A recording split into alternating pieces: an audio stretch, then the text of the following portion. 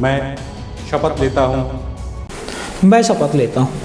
एक ऐसा विश्वसनीय कार्यक्रम जो जनता और विधानसभा प्रत्याशी को सीधे आपसे जोड़ती है। दरअसल आपको बता दें, नेताओं पर कम होता विश्वास जनता का, और कई बार प्रश्न उठते हैं कि एक बार जब नेता जीत जाते हैं, चुनाव से पहले तो बहुत आते हैं, गली गली गांव गांव घूमते हैं, लेकिन उसके बाद वो नज़र नहीं आते। इसी विश्वास को कायम करने के लिए न्यूज़ बीके ने एक पहल की है, और उस पहल में हम प्रत्याशियों के पास जा रहे हैं और उनसे एक शपथ ले रहे हैं कि जो वो जनता के साथ बातें कर रहे हैं, उनसे वादे करते हैं, दावे करते हैं कि जीतने के बाद इन कामों को कराएंगे, वो कितना पूरा कराएंगे। ये शपथ के साथ हम उनसे एक खास मुलाकात करते हैं। तो आज इस खास मुलाकात में हमारे साथ मौजूद हैं बबीना विधानसभा से बहुजन समाज पार्टी से चुनाव लड़ रहे दशरथ सिंह राजपूत जी। सर, आपका बहुत बहुत स्वागत है हमारे इस खास कार्यक्रम में। धन्यवाद पत्रकार बंधु जी सर, इस कार्यक्रम के बारे में आपको बता देता हूं कि इस कार्यक्रम में जो भी हम आपसे चर्चा करेंगे, इसके लिए आपको एक शपथ लेनी पड़ेगी। जी। शपथ लेनी पड़ेगी, और शपथ में आप ये शपथ होगी कि जो भी आप वादे कर रहे हैं जनता से, उनको आप पूरा करेंगे। तो क्या आप इसके लिए तैयार हैं? तैयार हूँ। तो सर, सबसे पहला हमारा सवाल है कि आप चुनावी मैदान में हैं, क्षेत्र में जा रहे हैं, कई ग्रामों का भ्रमण कर चुके होंगे। तो ऐसे में आपका बबीना विधानसभा चूँकि झांसी रूरल से जुड़ा हुआ है, झांसी का ग्रामीण क्षेत्र है, तो वहाँ पे जनता की मुख्यतः समस्याएं क्या क्या हैं?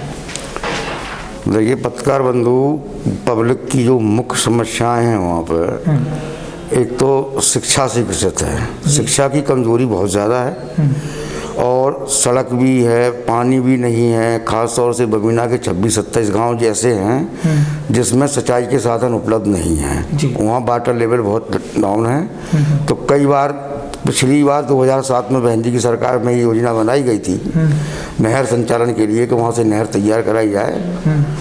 तो चूँकि अब इस समय जो है, अभी जो कुछ रह गया काम शेष, वो काम जो है अभी बहन जी की सरकार बनेगी या मुझे वहाँ से जनप्रतिनिधि बनाकर भेजा गया, तो मैं अपनी पूरी कोशिश करूँगा कि उसको सुचारू रूप से चालू करवा सकूँ। जी। पानी के अलावा सड़क, शिक्षा? हाँ, शिक्षा और रोजगार जी। सबसे बेहतर समस्या है हमारे क्षेत्र में रोजगार की। जी। जो हमारा यहाँ का मजदूर है, किसान है, जब कहीं जैसे कि दैवीय आपदा प्रकोप हो जाता है, तो मजबूरी में हमारे यहाँ के किसान को भी बाहर मजदूरी करने जाना पड़ता है, जिसमें वो अपने परिवार के बूढ़े माँ बाप को छोड़ जाता है घर पे। बच्चों की शिक्षा के लिए बच्चों को भी छोड़ जाता है कि आप लोग यहाँ पढ़ेंगे, वो मजदूरी करने निकल जाते हैं। तो ऐसे में उनकी देख रेख भी नहीं हो पाती है। तो मेरा सबसे पहला मुख्य मुद्दा रहेगा कि ग्रामीण लोगों को गांव में ही रोजगार मुहैया कराया जाए। सबसे प्राथमिकता ये रहेगी, किसी भी तरीके से प्रयास ये रहेगा मेरा कि ग्रामीण लोगों को गांव से ही बाहर ना जाना पड़े, जिससे उनका परिवार, उनके मुख्य लोग, उनके बच्चे उन पर आश्रित होकर रह चले। भले ही यहाँ बाहर से कम पैसा मिलेगा तो उसमें वो अपना गुजारा कर लेंगे। जी। तो रोजगार देने के लिए क्या कोई ब्लूप्रिंट तैयार किया गया है? कोई तैयारी है? रोजगार देने के लिए हमने जो अपना लगाया है, जिसमें हमने डिस्कस किया है कि रोजगार देने के लिए पहले महिलाओं को समूह के माध्यम से हम जोड़ेंगे। जी। और कुछ चीज़ें ऐसी हैं जो लोग, जैसे कि घर बैठे ही कुछ कार्य ऐसे हो जाते हैं जो घर पर तैयार करके मार्केट में बेचे जाते हैं, तो उनकी वो व्यवस्थाएं की जाएंगी, उनको माल उपलब्ध कराया जाएगा। जैसे कि लिफाफे बनाने से लेकर के है आजकल है, थैले बनाने वाला कार्य है, आत्मनिर्भरता के ऊपर। तो ये तो सर योजना पहले से हैं, इस तरह की कई हैं, लेकिन वो धरातल पे नहीं है। लोन भी मिलता है। लोग चाहते हैं कि जो वैकेंसियाँ बंद हो गई हैं, जो पढ़े लिखे युवा हैं, उन्हें एक कोई ऐसी कुछ ऐसी इंडस्ट्री यहाँ पर आनी चाहिए जिससे उन्हें रोजगार मिले, क्योंकि इस तरह की योजनाएं तो पहले से संचालित हैं। जी जी हैं, लेकिन उस पर अमल नहीं हो रहा है उतना, लोगों को सुविधा नहीं मिल पाती है। लोग, ये सब चीज़ें हो रही हैं, लेकिन उस पर उसकी व्यवस्था नहीं है। रही बात फैक्ट्री की या कोई ऐसी, तो यहाँ अभी जो वैकेंसी वाली बात है, 2007 में बहन मायावती जी की सरकार बनी थी हमारी, उसमें आपको देखो बैकलॉग खोला गया था, और 1 लाख कुछ कर्मचारियों की, सफाई कर्मचारियों की भर्ती उन्हीं के टाइम में हुई है जी। और जितना भी बहन जी के कार्यकाल में जो कार्य हुआ है, चाहे पैरामेडिकल हो आपका, चाहे मतलब विश्व लेवल के अस्पताल हों, ऐसी टाइम में बहन जी ने पूरा कार्य कराया गया है उस कार्यकाल में। और अब भी अगर हमारी बहन जी की सरकार बनती है तो और भी अन्य प्रयास से किसी तरीके से रोजगार लाने की हम यहाँ व्यवस्था करेंगे, जिससे लोगों को यहाँ रोजगार मिल सके।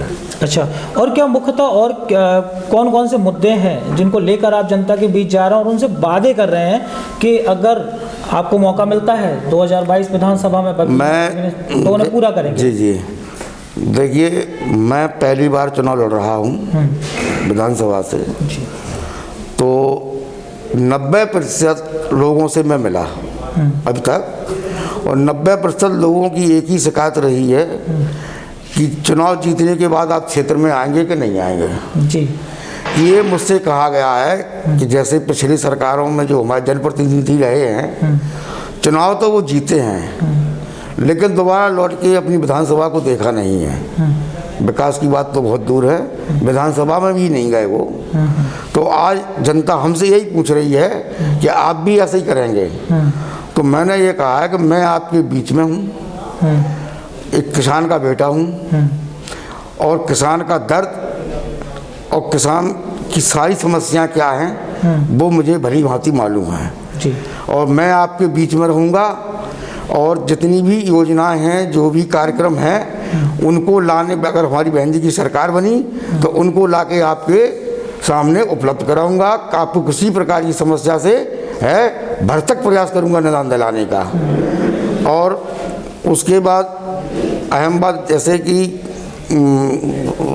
पब्लिक की जो कहती है मुझसे कि आप हमारे साथ रहेंगे कि नहीं रहेंगे, मिलेंगे कि नहीं मिलेंगे, हमारे पास आएंगे कि नहीं आएंगे, तो मैं आज पब्लिक से वादा कर रहा हूँ अपना कि यदि मैं विधायक बना और तो एक दिन लखनऊ में रहूँगा, 6 दिन पब्लिक के बीच में रहूँगा जी। हफ्ते में अगर एक दिन लखनऊ रहा तो 6 दिन पब्लिक के बीच में रहूँगा, और पब्लिक के बीच में रह के ही उनके कार्य करूँगा। कई बार ऐसा होता है कि जैसा आपने कहा बहन जी की सरकार बनती है, आज जो कि सर्वे सामने आ रहा है उसमें समाजवादी बहुजन समाजवादी पार्टी तीसरे नंबर पर ओपिनियन पोल्स में दिखाई जा रही है, और जो आकलन लगाया जा रहा है तो सरकार अभी तो फिलहाल बनती हुई नहीं दिख रही है।